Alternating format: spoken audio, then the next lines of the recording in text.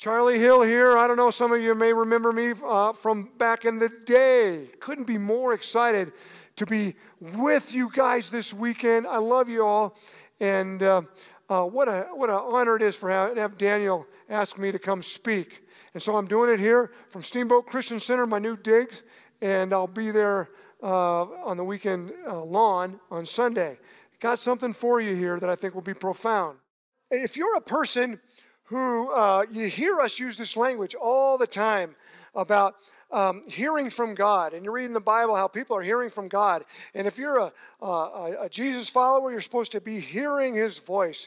And a lot of us might be thinking, if I just heard His voice, I would do it, but I don't hear it very often, and I'm not sure it's Him. Is it really Him, or is it something else? And some of you, I've asked the question, tell me about how you hear God. I've heard God 3 times in my life. Well, tell me about it. It was this one time, and it was this time, and it was this time. And the rest of the time, I haven't really heard too much. And you're thinking, other people seem to hear all the time, and I don't hear much. Or it's been a long time since I've really heard something from God. And it can be even discouraging. Yeah. I'm going to share one verse with you that I think may give you some help on that. You may feel like your prayers are like hitting the ceiling, or they're going to voicemail, and you're wondering if God is on the other line. And if you just pick up, well, I know you're God, and you've got a lot of people to listen to, but I hope you get around to your messages sometime soon, because I'm leaving you a bunch, and I'm not hearing much back. I think I've got something for you that could be encouraging to you. That'll be a help. I also think this one verse I'm going to share with you will be an encouragement to you and help redirect maybe some misconceptions you've got around God about what He's like, and how maybe you've become frustrated or angry or discouraged or feel ashamed even. I think we might be able to clear some of that up with the truth that is in this one verse I'm going to share with you, that where I got that hashtag, don't tell me, show me. So I'm going to talk to you from John. This verse is in John. And I started in this John project back in January. I thought what I needed to do was read Jesus. Jesus is the main thing. I need to keep Him the main thing. And I need to return back and spend some time focusing on Jesus. So I was going to study and have been studying the Gospel of John all the way through this year. It's really fun when you're in January on that. And some of the truths about the flesh came and dwelt among us, and all of these things that Jesus did. But then you start getting into February and March, chapter 4, 5, chapter 6, chapter 7, and it gets hard. And Jesus is actually saying a bunch of hard things, difficult things, and doing difficult things. And it turns into a big discussion and debate between the religious leaders who are trying to figure out what they're going to do with Jesus and Jesus, and these discussions that they're having. That's the context of chapter 8, which I'm going to share this verse from. I get to chapter 8 in about May, and I'm reading through this argument, or it's like they're in a court of law, and they're trying to pin Jesus down, and they're going back and forth. And Jesus makes this statement, which I want to leave with you today. In John 8:38, He says, I'm telling you what I see in the Father's presence. You do what you hear from your Father. I'm telling you what I see in the Father's presence, and you do what you hear from your Father. Okay, I know what you're thinking, or at least kind of how I thought when I originally encountered a lot of these verses around chapter 8, and including this one, was that's not one you really want to camp on. If you only had one verse you were going to share, Charlie, wouldn't it be something that was a little easier or a little more impactful than that? Why are you going to tweet? And how is that a life lesson for this season with that verse? I'm only telling you what I see the Father in His presence, and you do what you hear from your Father. Well, let me unpack that, because it's there. There's a truth there that's powerful. And let's do it backwards. Let's go through the verse in reverse order. He says, you do what you hear from your father. The context of this verse is about fathers. And who's got the right father and who the real father is. That's what this is about.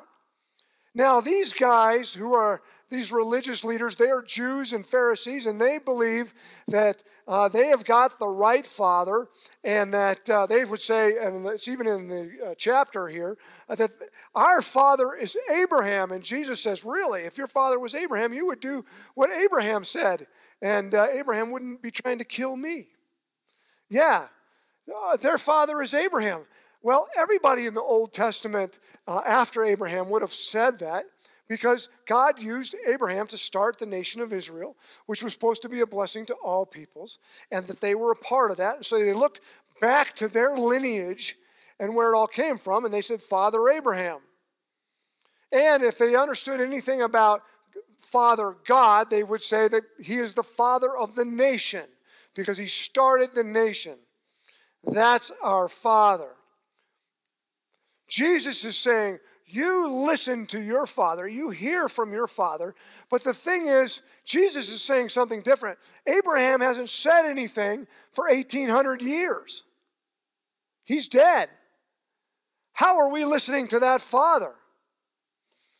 I would take you all the way back to the original narrative of Adam and Eve, and this relationship that they had with God. They were told, you can do anything, you can have anything, you can go anywhere. Just don't eat of the tree of the knowledge of good and evil, because you'll surely die. That is so significant. They took matters into their own hands, believed, instead of believing what God had told them, they believed another conversation they were having about God, if you remember that message from a year and a half ago.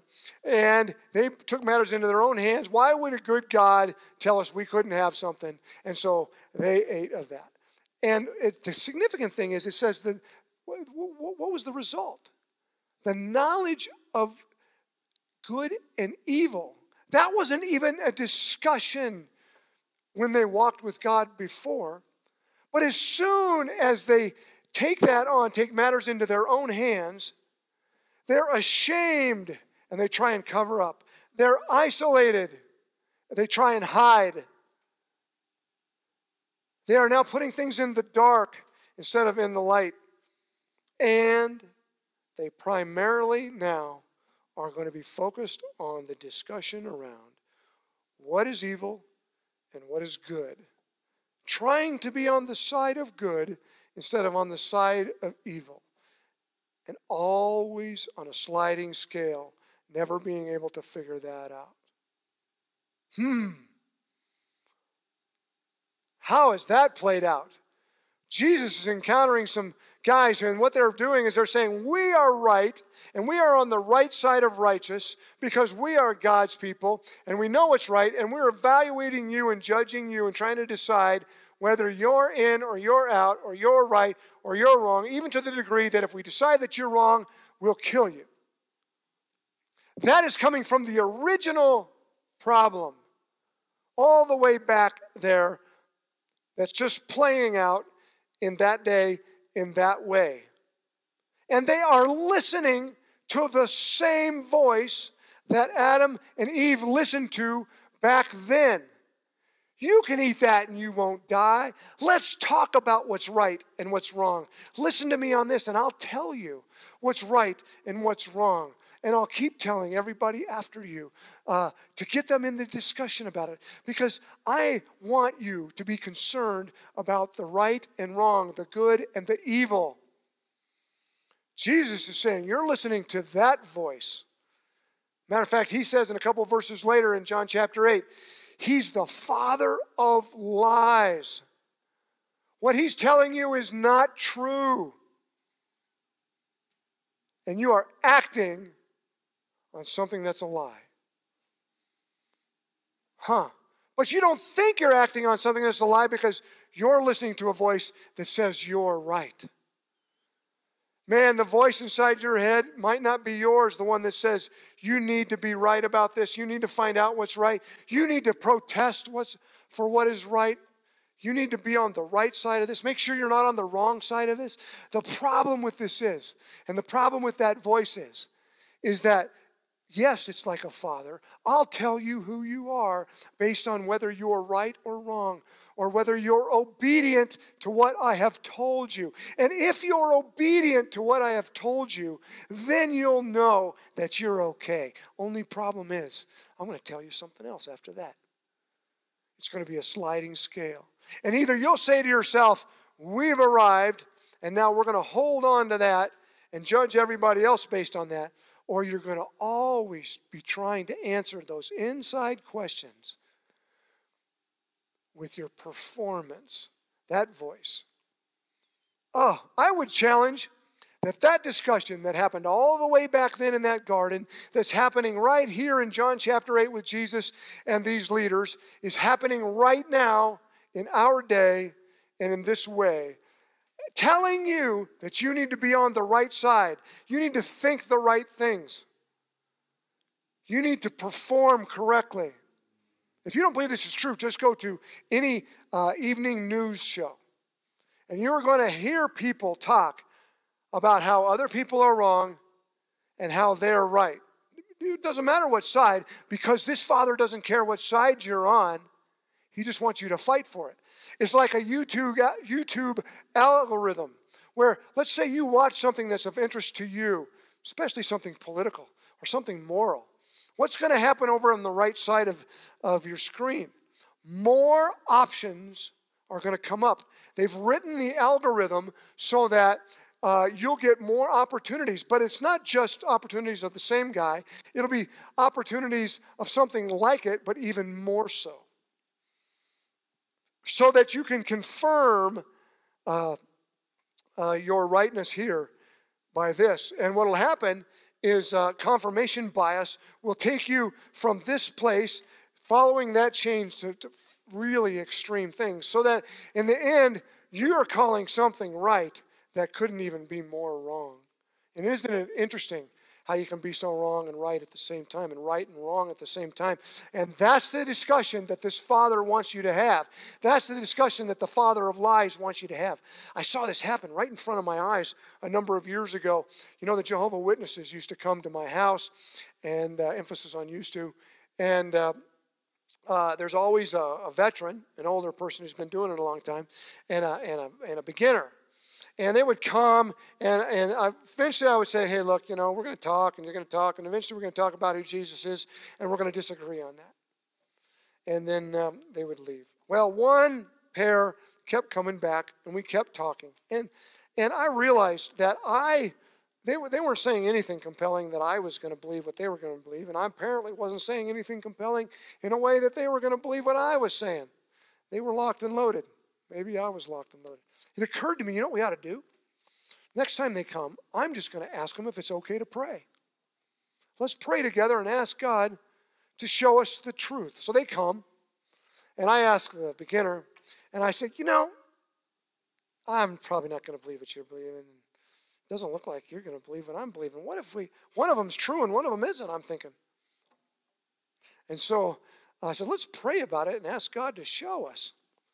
She checks off with the veteran, and the veteran says, okay. So I put my head down, and I say, Father, these guys think they're right, and I think I'm right, and we're just going to come before you and we ask you to show us what is. And this lady blows up in front of me, the veteran. She gets up and goes, you're not talking to my father. Man, I mean, something was going on. I thought her head was going to spin from The Exorcist or something, And it was scary. You're not talking to my father. And she turns and says, I don't see you going door to door. I don't see you doing this and doing that, and all this list of stuff that she was doing. Right when I prayed, show us. It was really interesting. And I thought, boy, I'm not talking to her father. Her father is telling her all the stuff she's supposed to do. And if she does all of that stuff, then I guess she's going to have approval. That's the father of lies. That's a lie. Because you're never going to get approved. You're never going to do good enough. You're never going to be good enough. You're never going to get those questions answered. Jesus offers a completely different thing in this verse. He says, you do what you hear from your father. This is about fathers. And I'm telling you, what I see in the Father's presence. One dad is going to tell you what to do. Don't tell me. The other dad is going to show you what to do. Why? One dad is giving you a transaction. If you'll do this, you get this. The other dad is giving you an invitation. That's why he shows you what he's doing. That's what Jesus did. Jesus said earlier in John, he says, I only do what I see my Father doing. Why does he only do what he sees his Father doing, apparently in his presence? Why does he only do that? Does he do it so that he can get the commands of what he's supposed to do and then go do it so that his Father will be pleased with what he's doing? Oh, it's better than that. It's better than that. He does what he sees his Father doing so that he can be with his Father in the midst of what his Father is doing. It's an invitation to join him. It's a daily invitation to join him. Now, Jesus had this rhythm, and it was a beautiful rhythm where he would go be by himself, go up on a lake or go out on the lake, or not up on a lake, out on a lake and up on a mountain, time with God. And I guess during that time, he would get a visual picture in his mind or his heart about what God is doing. And they would walk down into the people and participate that. Some of the times, I think he walked with the people and saw what God was doing. And in his mind, in his imagination, he could see and he would join it and do it. I'll give you an example. So he was at the temple a lot of times. He's at the temple when he's having this discussion with these guys, and he'd been there for a couple days. He had walked past the pool of Bethsaida a number of times. And by that pool was a guy who was crippled, and the deal was they believed that if the pool stirred, maybe it happened this way, I don't know. If the pool stirred, whoever got in it first would have healing it would have healing components to it, and they would be healed. So one day, Jesus is walking by. He sees this guy, and he stops, and he says, "What do you want?" And the guy probably was like, "What do you mean, what do I want?"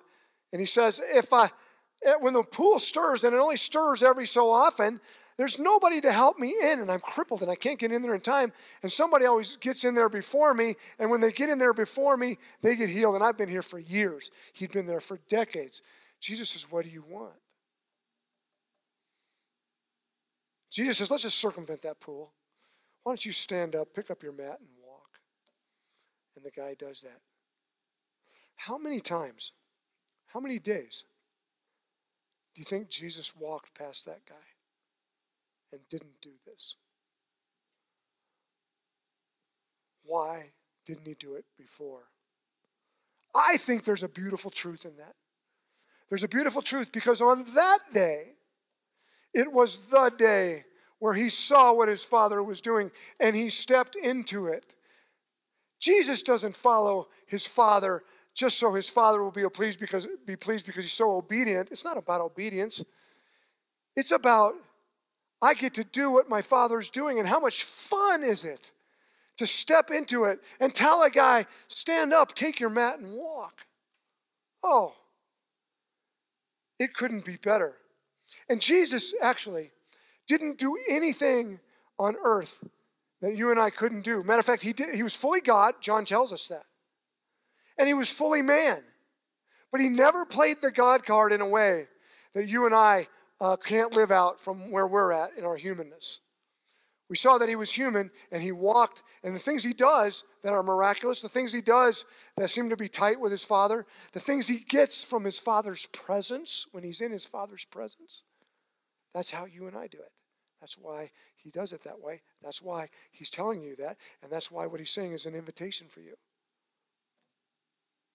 The bad dad says, I'll tell you.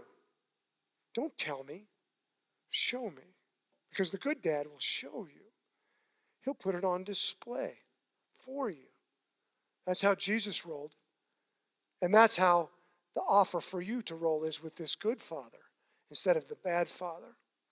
And I believe it's like that. And I believe it's in the small things, if you'll have eyes to see it. You know? Paul talks about, in Ephesians, he says, I pray that the eyes of your heart will be opened so that you can see all of the riches that you have. So that you can see the glory of God and you can move in it. He says in Romans that the creation testifies to the glory of God. All you got to do is get out there. And if you have eyes to see it, that ought to be your prayer. Not, tell me, I got to hear something from you because I'm really listening. Show me. Let me have eyes to see. Because that's going on all the time. Sometimes he tells you, sometimes he doesn't. Sometimes there's dry times when he's speaking, and sometimes there's more. Sometimes you might have only heard him 3 times. But every day, all day, if you have eyes to see, you will see. And I'm telling you, the more you see, the better you'll hear. That's beautiful. It happened to me just 2 days ago. Troy came and said, I'd like you to do your message this week instead of next week, because next week is perfect timing for the message I'd like to give then for what we're doing with SEC. And he told me about it. I said, yeah, that is perfect timing. I'll do it. The only problem is, I didn't tell him this, the only problem is I'm under the gun because I had planned other stuff. And I said, man, I got to clear my schedule. I'm going to go up to my cabin. I'm going to gather everything, and I'm going to get after this. Okay? So I head up to my cabin. This was on Tuesday and morning, and I get there around, it's mid-afternoon now, and I'm behind, and I'm feeling the pressure, and I got to get some stuff done here so that I can do this really well, I hope. And I set everything out on the table. I start to look at all the things I've captured over the last couple months, and I hear somebody walking up the stairs out on our front deck at the cabin. I'm like, oh. And I look, and it's Bob, our neighbor. Bob's an old guy who's been up there a long time, friend of my dad's, and he's on my deck, and I'm thinking, I got to get rid of Bob's a great guy, but I got to get rid of Bob. And that's not hard for me to do. I would just go say, hey, Bob, man, I'm in the middle of something. I got to work, and I need my alone time up here. I'll call you when I come back. Can you get lost? That's not hard for me to say. And right as I'm getting ready to say, Bob, get off my deck, I'm doing a message on seeing God. I wonder if I should look for something here. I need to hesitate and just see if there's something. So I say, hey, Bob, how are you? Charlie, how you doing? It's good to see you. Yeah, I'm just on your deck. I like it here. Been working out on the golf course. We have a golf course, little golf course thing that Bob likes to work on. Well, and then he keeps talking. He goes, yeah, I love your deck. I sat so many times here with your dad. We'd golf, and then he was a good friend of my dad's. My dad's been gone for about 11 years, and Bob's missed him. I've missed him obviously too, but Bob's missed him, and he's telling me about that. We used to sit on the deck and have a cold beer after playing golf and eat peanuts and throw the shells off the deck. Oh, those were good times, and I'm thinking, got to go with this. Bob, do you want a cold beer? He goes, oh, I'd love a cold beer. So I go to the cooler or fridge, and I get him out a cold beer. I can't have one because of my stomach, so I get my Arnold Palmer. And he sits down in the chair on the deck, and he crosses his legs, and he says, oh, that's so refreshing. Me and your dad had so much fun. There were no trees here when he built this, and I'm thinking, I built it with him. So actually, I remember planting some of these trees. Yeah, your dad would plant trees, and he would tell me, trees are for the next generation. And I guess that's you, Charlie, sitting here on the deck, enjoying these trees. I like to come over, he told me, I like to come over here, Charlie, and think about those fun times I had with your dad. You're a lucky guy to have had a dad like him. I'm thinking, yeah, I am lucky to have a dad like him. It's starting to come to me. And he goes, we all have decks over here. I got a nice deck over at my house over there. But I like to come over to your deck because this view right here of the lake and of the mountain and everything is perfect, actually. It's the most peaceful place around here. And so when you guys aren't here, sometimes I'll even bring my own beer and peanuts, and I'll sit on your deck and just enjoy how peaceful it is. Bob had completely changed the pace of my afternoon, and I was going to give him 3 minutes, and we'd sat there for 45 minutes. And I realized that God had showed me something, where I've come from, who I am, and enjoying one of the most peaceful places. Every major decision I've made in my life has been sitting on that deck, my adult life, on that deck, in that peaceful place, watching and looking. Oh, give me that. It's in the day-to-day distractions. If you'll see, isn't it amazing how you can see the same thing with two different eyes? How one person can see something and another person can see the same thing. One person sees something that's very discouraging or something that's a distraction or something that they got to deal with, and another person sees what God is doing as an invitation that they get to participate in. Oh, you want a good visual? Last Sunday, we had a baptismal service. We had to do it different. People had to sign up. And Troy actually said to me, we got this covered. I know you got a lot to do, and if you don't want to show, no worries. I got to thinking about it, and I thought, if you're ever going to go to anything, you want to be at a baptismal service, because what you see there is so important. So I had the opportunity to mostly sit back and watch in this beautiful setting, the water drifting by, watching people go down into the water. One gal who's had brain surgery just recently, and she has no hair. She stands there and she says, I want to follow Jesus. I don't know what's going to happen, but I want to follow him. Another person walks down in there and says, I've been in my shameful ways, and I want to be clean. And then Troy says, I want you to imagine everything that you needed cleansed from floating down that river, and you walking out of here clean. No wonder we get this picture of baptism as something that we ought to see so that we can see what God has done on the inside. It's a visual picture. You want to see something encouraging? See how God is changing people's lives. Whether it's just Bob on your deck during the day or something like that. It's profound. Now, the bad dad, he's going to tell you what you're supposed to do, and if you do it, you'll have my approval. The good dad is going to show you. The bad dad is going to tell you because he can't show you. Because if he showed you as the father of lies, you would see it as a lie. But instead, he's going to keep who he is and what he's doing in the darkness instead of in the light. Because if you saw it, you knew you were being deceived and you wouldn't do it. He can't do that, so he has to tell you. Do as I say, not as I do. No, don't tell me. Show me. That's what the good dad does. He shows you. And sometimes it'll be just in the day-to-day because he's showing you stuff all the time. And sometimes it'll be really big and really profound. But I think the more you see, the better you hear. And the more you see, the more you'll see. Now, if you're from the Orchard and you're watching this, you've heard me reference this event before. And I wish I'd have saved it till now because it applies to now better than when I would have used it a couple years ago. So give me some grace on this and let me do it again. And because when I think about God showing you things that are profound, this comes to my mind in such a strong way. We were back in Glenwood, Starbucks. Me and my friend Doug Stewart, we would meet there every Thursday before I moved here to Steamboat, and Thursday morning, and we would talk about God, we'd talk about our families, we'd talk about church, we'd talk about work. And one time we're talking, sitting in a round table there, and Doug says, wait a minute, I think this guy just walked out, by the way. And he walked out, and he had a mug in his hand, and Doug said, I think that guy just stole that mug. And I said, you're kidding me, really? Yeah, I'm pretty sure. He just walked over, picked it up, and walked out.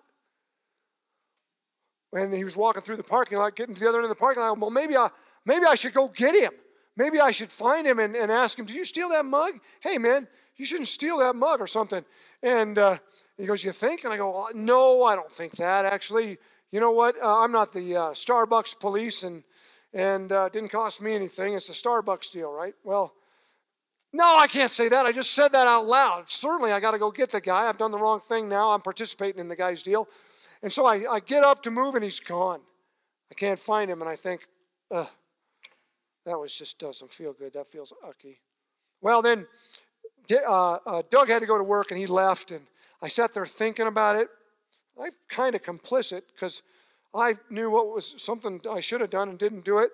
So I went over to the shelf, and I picked up a mug that was exactly like the one that the guy took. And then I walked over to the cashier, and I said, this mug right here, there was a guy about 10 minutes ago who walked out, and I believe he stole this mug from me, and they're pretty expensive, $25 or something. And she goes, really? I go, yeah, I know. And I didn't stop him. I feel like I should have. So what I want to do is I want to pay for this mug, and then I'll put it back on the shelf. She goes, oh, no, you don't have to do that. It happens all the time. I go, no, I think I should do that. And so she goes, okay. So I pay, and I take the mug, and I put it back on the shelf where it was, and I go sit down, and I'm thinking about this, and I get this very clear thought. What do you see here? What do you see here? In today's language with this verse, what am I showing you? But I heard, what do you see? And then I felt this impression, pay attention, pay attention. So I just sat there in Starbucks for a couple minutes. I don't even know how long, for a while. And I thought about it. I started to think about the guy. And I started to picture in my mind, in my imagination, what this guy is doing and what he's going to do with that mug. And I pictured him with friends, a group of friends who he's having coffee with, and they turn and say, that's a cool mug you got there. Yeah, I got this at Starbucks. Oh, why? They're so expensive. Why'd you get one of those? Yeah, well, I've been using those paper cups so much, and I just decided it'd be better to save the environment. And plus, it just seemed like the right thing to do. And he covers up what he had done with that mug so that they would think that he bought that mug and that he was a good guy, even though he bought that mug. They stole that mug, didn't buy that mug. Yeah. Every time he went back to Starbucks and he got that filled up, he had to make them think that he had originally purchased that mug. He had to keep the lie going. Somebody's telling him, some voice, some father's telling him that that's how it works. And the reality is, I'm thinking this through, if you took that mug, what about all the other stuff that you're having to manage all the time to keep up the appearance that you didn't do what you did do? Or maybe he's with this other group of friends. Friends that do the kind of stuff that he does. And they said, where'd you get that mug? And he says, you know what? These mugs are so easy to take. You just walk over. Nobody can really stop you. As a matter of fact, there was 2 guys there who saw me do it. And I just picked it up and walked out. What are they going to do? Come after me? Apparently not. I'm a player.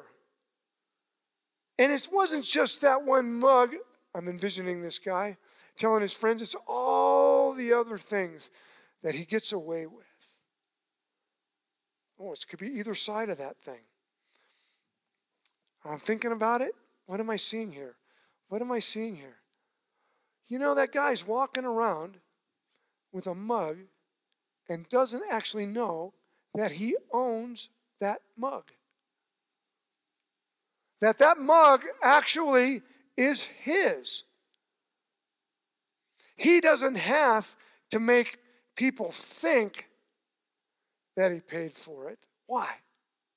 He doesn't have to make people think he's gotten away with it. Why? Because it's already paid for. And he doesn't have to get away with it because it's his. Pay attention, Charlie. What are you seeing here? Don't tell me.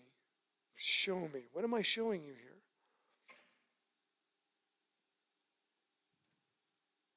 This is what your good Father has done for you. This is what Jesus has done for you. Yeah, you may have done all this stuff, but it's paid for. I paid for it. You don't have to get away with it because I've taken care of it. Look what I'm showing you. There's people walking all around, and it's paid for. They just don't know it. A good dad didn't just tell them that. A good dad showed them that. And that's what Jesus did. He sent his son, and that's what Jesus did. They killed him, and he paid for it so that you could know your good Father. And he wouldn't just be a father from the past, that father from the nation. He's a father that you can know and you can have access to. That's what I'm showing you. Oh, God, you can show me that stuff anytime. I want to see that.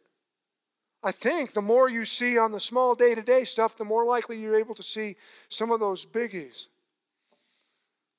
those profound things. Because the more you see, the more you see, and the more you see, the more you hear. That's why this is an answer to maybe not hearing, because you can see all the time. It's always good. There's one more nugget. There's one more truth that's so beautiful in this short little verse. This verse that says, I'm telling you what I see in the Father's presence. You do what you hear from your Father. Did you see the distinction? Jesus says the Father, and he says your Father. These guys are saying our Father is the right one, and you don't have the right Father. And so we're going to judge you from the fact that we got the right Father. You would expect Jesus to turn and say something different than the. You'd expect him to say, you think you hear from your Father, but you should hear from my Father. He says, the Father. Because what he's talking about is playing out in the very verse and discussion that he's talking about. If you can see it, God will show it to you. He says the instead of your. You think it's exclusive. I am showing you the Father, which can be your Father because he's really your Father. And you don't have to listen to lies anymore. You can come into the light, see what he's doing.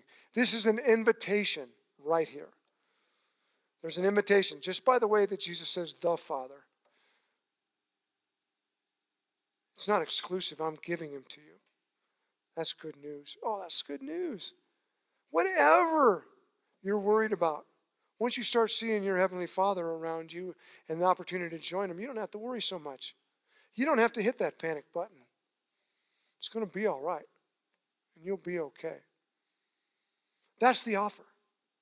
All I'm saying, hashtag, don't tell me, show me.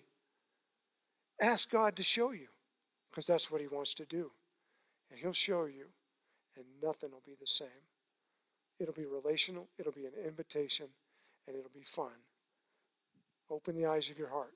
Let that prayer. I'd take 30 days and say, God, I want to see you every day. I want to see you every day.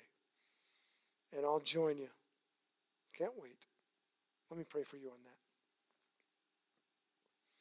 Lord, we are so thankful that you are a present God, that your presence is everywhere, and that if we look, we'll see. Open the eyes of our heart. And I pray that those of us here, Lord, who have been listening to lies, will turn and say, I don't want to listen to that Father anymore. He's been a taskmaster. It's too hard. And that you will open up all that you're doing in such profound ways that will never be the same. And we'll join you in that. Forgive us for debating about right and wrong and trying to be on the right side and figuring out who's on the wrong side and standing up for our rights. Forgive us for that.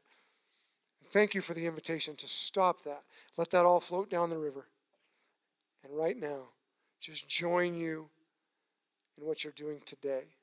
As a matter of fact, I pray that before this day is over, we would see you on that. In Jesus' name, amen. Thanks.